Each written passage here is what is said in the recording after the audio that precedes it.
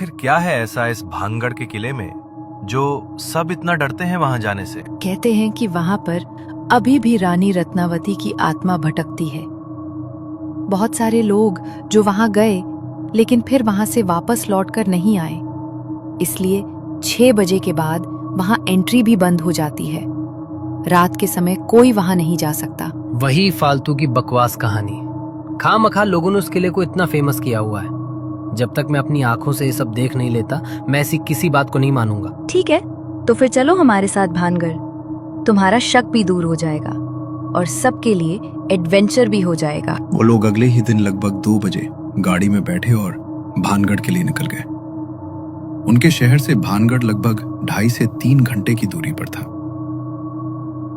शाम के लगभग 5 बजे के आसपास वो लोग भानगढ़ पहुंचे, लेकिन वहां पर घूमने आए ज्यादातर लोग वहां से निकलकर बाहर की तरफ आ रहे थे। लगता है सब जा रहे हैं यहाँ से।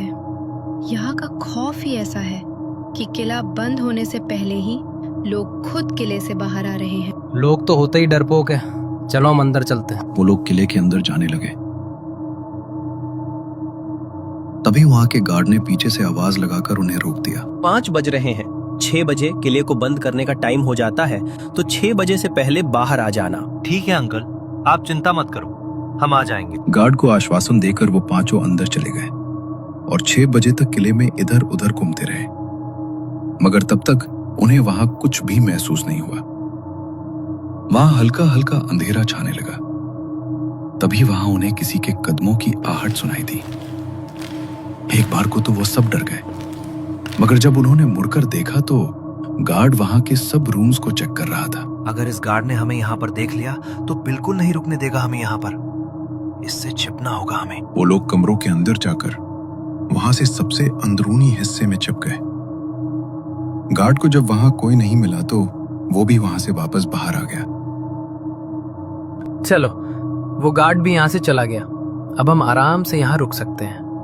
मैंने सुना है कि भूत प्रेत और ऐसी शक्तियाँ परफ्यूम की खुशबू से बहुत अट्रैक्ट होती हैं, तो चलो परफ्यूम भी लगा लेता हूँ मैं। अगर रानी रत्नावती के भूत को तुझे ढूंढना होगा तो ऐसे भी ढूंढ लेगी।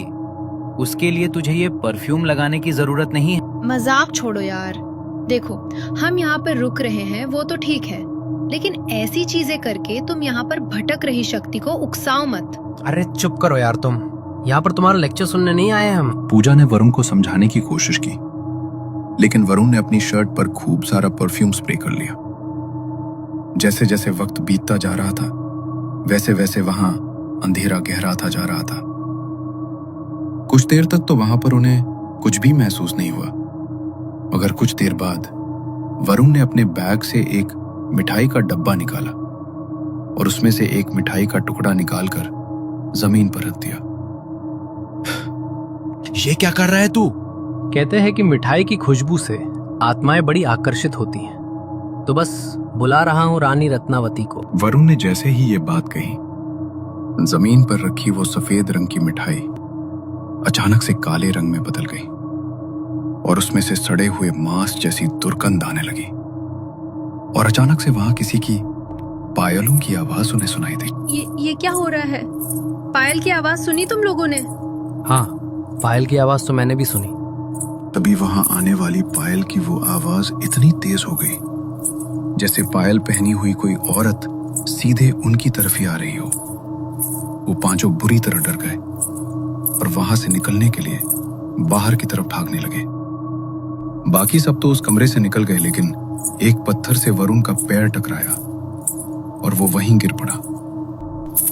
तभी वो पायलों की आवाज ठीक उसके पास आकर रुकी और उसने जैसे ही पीछे मुड़कर देखा तो रानी का लिबास पहनी एक औरत ठीक उसके सामने खड़ी थी और उसके पैर पीछे की तरफ मुड़े हुए थे। उसे देखकर वरुण की जोरदार चीख निकल गई। तभी उस औरत ने वहां पर रखे उस काले रंग के मिठाई के टुकड़े को उठाया तो उसके अंदर से जिंदा कीड़े रेंगते हुए नीचे गिर रहे थे। उस औरत ने अपना घूंघट हटाया और उस सड़े हुए कीड़े लगे मिठाई के टुकड़े को अपनी लंबी जीभ बाहर निकालकर निकल गई। उसका चेहरा इतना भयानक था कि डर के मारे वरुण का शरीर कांप रहा था। तभी उस औरत ने अपने दोनों हाथों को वरुण की तरफ बढ़ाया और उसके हाथ खुद ब खुद लंबे होते गए।